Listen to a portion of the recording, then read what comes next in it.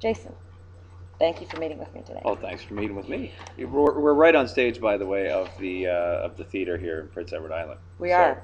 You could just stay here and we could do the whole show like this. I would love this. And we don't have to, the audience would be to our backs.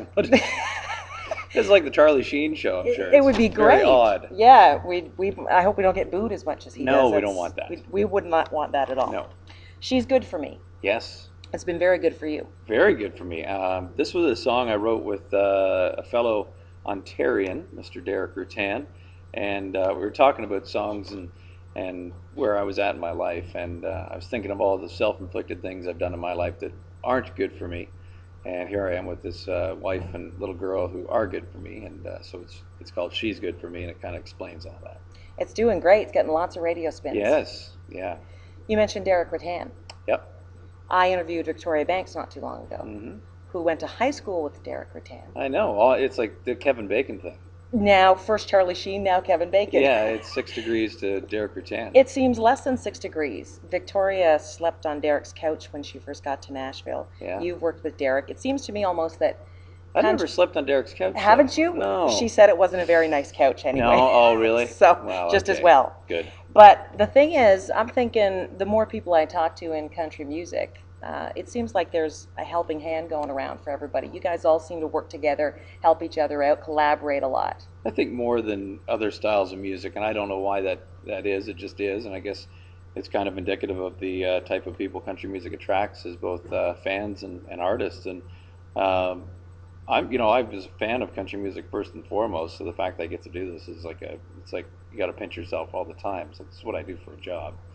And I'm 40 years old. And I'm still thinking of what I got to do when I grow up. And so I really am very thankful that I get to do this for a living, though. And I say this all the time to the crowds, is that if they don't come out to the show, it's just a rehearsal. So all country artists that you talk to, as far as the ones I've ever talked to, are very aware that the fans are the ones that make it a show and an event.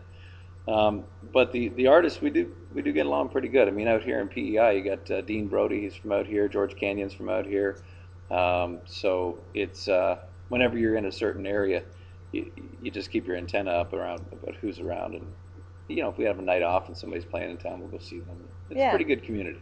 A lot of artists tend to, though, kind of navigate their way out west, it seems. George did that. Is there something better out west for a musician? Is there more support there? Is there something stronger about being out there if you're into country music? It might be more country style shows. I mean, there's some more rodeos and there's more fairs and festivals that book country as opposed to other parts of the country. And I don't know. I've always lived in Ontario. I live in Nashville as well, but Ontario is just home, and I actually just bought a farm there, so I have no intention of going further west. My folks in the 70s moved west to be farmers there for about 5 years. I remember that. I was a little wee guy, but how come only 5 years? Didn't it work out? Yeah, I guess not. I don't. Well, my dad was with the bank, and he wanted to switch, and so he went out to the west to be a farmer, and then he ended up, a friend of his from the bank moved out there and hired him back at the bank again, and he said, well, I can do this at home around family, so I might as well go home where the family is. Yeah. So family's important. You mentioned your family. Oh, yeah. How different are things for you now when you're on the road like this, performing, recording, all the busy things you have to do? How different is it for you now that you have a family? It's a lot different. It gives me a bearing. I know what my priorities are. There's no question, obviously. But I don't tour for much more than 2 weeks at a time, and I don't tour all the time. Like when with the Roadhammers, we were touring nonstop, constantly, and my daughter's 5 now, and I missed the first couple of years for the most part. And we're on hiatus now, and I can tell you, if we go back to Hammer World, I'm not going to tour that heavy anymore, because I've got a little guy who's two years old. But I still love what I do, but I think there's a way I can do this in putting together shows that are really unique and different, and touring that show and then taking a break.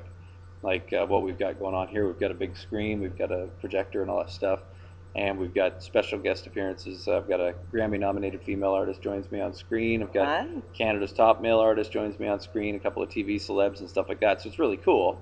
But we're not going to tour this, for 300 shows a year. We just do this for a select run of theater dates, and then we put it to bed, and then we come up with a new one. And that way I get to go, okay, we're going to tour here, here, and here, take a break here, go home, and it's more of a life. And that's probably the most important thing to me, is making sure my kids know that I'm right there. It may not seem like a lot, as it's happening, but I hopefully over the long haul they see that I wanted to be there. Yeah, it is. I'm sure they'll look back and remember how much you were there, and they'll, as they get older, I'm sure Yeah. they'll realize how much you had to do outside of the family, but you were able to balance it all. That is a tough job. I like the age they are, almost 5, almost 2, and they're still in the cuddling mode. So I want to get all my cuddles in before it gets to the point where they won't let me drop them off at school type thing. Yeah, they do get a little squeamish about that at some point. Yeah. Yes. Your tour now. How much you mentioned a lot of the stuff you have, the interactive stuff going on stage here. How much of that is kind of came from you, and did you collaborate with other people to think about what you're going to do on tour, or was this kind of something you always thought you'd like to do? I don't, I'd say that, I'm a musician or an artist and all this stuff, and I don't know that I even am. I just, I seem to write songs and sing songs so I can tour and tell jokes and have fun with the audience, because that's what I really love to do. And doing things like this, I just had this idea to be really good. Instead of going out as a one-man show, which is what the theaters wanted, let's go out and have some more interaction. And so, if somebody pays whatever amount for a ticket, I want them to get double that in value. I really do, because I think that the live show, a lot of people, I think, are they've seen everything. I mean, with the internet, with TV, we've just seen everything over the years. So we're really trying in our best efforts to pull everybody into our show, because they're creating the show anyway by being there. And I just had this idea, and it just kind of exploded. Like, ideas happen sometimes, and then I had to find the people to help me make it come true. So. On the road, I saw you on your website, by the way, with Adam touring around and doing the back and forth bobblehead thing. It looked like you're having a great time. Now, when you're on the road, are you guys really in the car like that on this tour? Are you guys together? Well, driving we had a lot? a bus. Yeah, we usually have a bus, and we had a bus up till from BC all the way through to Ontario. Then we took a week off, and we only have 4 shows down here. So we just have a vehicle and a trailer, and there's only 4 of us. So they're short drives, so we do that, and then we fly home. And you couldn't justify the bus anymore. No, plus it's kind of neat to have 4 wheels that you're driving around, because I find with the bus, you put it at the venue, and you're kind of stuck there. Yeah. And I can't go out and see the town very much. So You'd be a little conspicuous zipping around town in a bus, yeah. Yeah, they're gonna know it's we Jason. just thought we'd pop in. But it's really cool, and I started touring in, just to be a van and a trailer. My wife and I would go out and we'd have a few musicians and stuff, and so we've seen the country many times that way. And most of the time we're flying. We fly in somewhere, and then they pick you up and take you to the gig and back to the airport, and you're home. But I like to spend a little time and go to the different restaurants and meet people and see the sights. I mean, everybody wants to see the unique things about a town. Yeah, and people like to see you too, so that's cool that you get out to the community and see people. It's awesome. Yeah. So I saw as well on your website, somewhere along the way on your tour this way, you ran into some freezing rain. You woke up to some freezing rain in the morning. Now, tonight, here, there's a winter storm warning from PEI.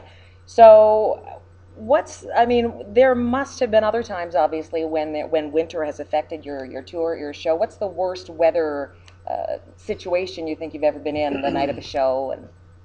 Well, there's been a few weather ones. I think one of the wildest things we had happen was when the whole eastern seaboard went down there about 10 years ago or so. Yeah. All the electrical went down, all over the place in southern Ontario. It was hit pretty hard. And we were doing a show. We were setting up at this racetrack in Ontario, and the PA was up and all the lights, and we're just getting it, all going around 2 or 3 in the afternoon doing a sound check, and the power went out. And we thought, well, something happened locally, right? And then as you hear on the radio, things coming in that said, New York's all out and all these places.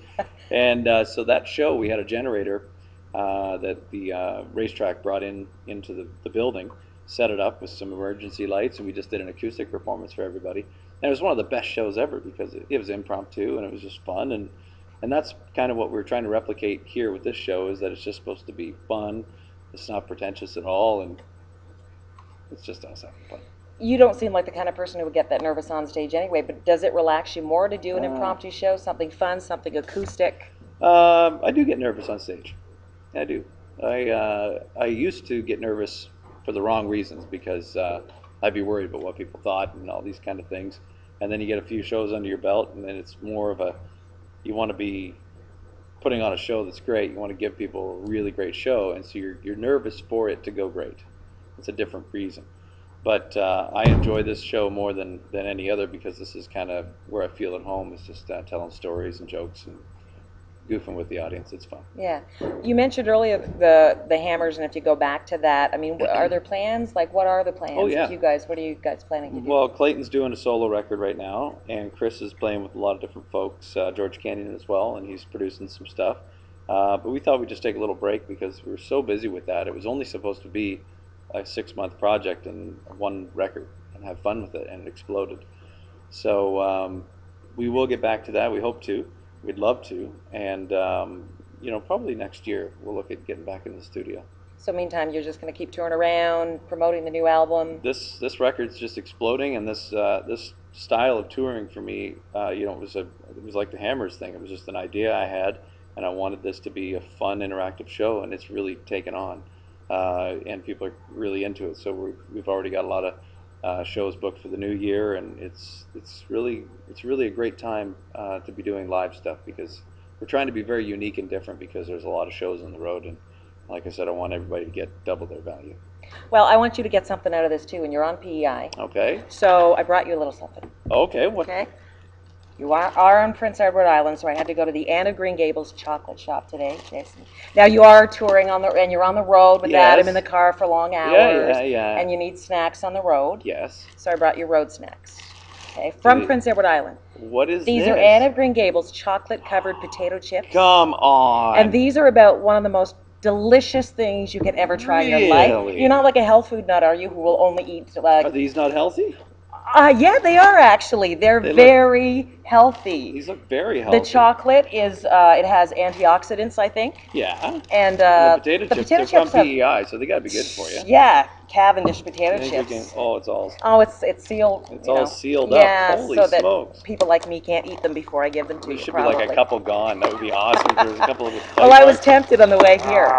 We're gonna do this. The right problem now. is if you open them now, that they are going to be gone very quickly. And That's fine. What if during the show you're trying to sing a song and you suddenly spit chocolate-covered potato chips onto the crowd? I do that all the time. You do? I do. So the crowd's expecting If you it. come to my show, don't sit in the front row. Have Oh, a chip. I was just going to ask You if and I me. could have one Come because on. Well, you these do are yours. amazing. Let's They're do not it. mine. I've They're never yours had now. chocolate-covered chips. Toast chocolate-covered Cheers. potato chips.